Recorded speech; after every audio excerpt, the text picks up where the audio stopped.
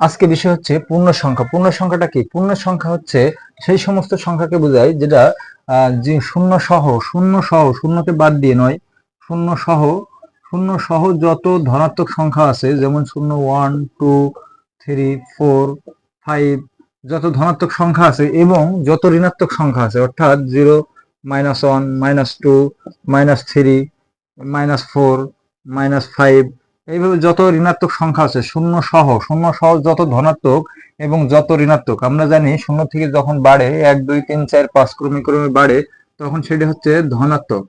এটা হচ্ছে কি? ধনাত্মক। আর যখন এটা মাইনাসে রূপান্তরিত হয়, -1, 2, 3 কমে আসে, তখন এটাকে বলা হয় ঋণাত্মক।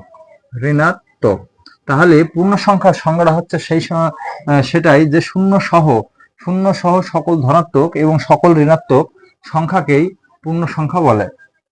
ক্লিয়ার?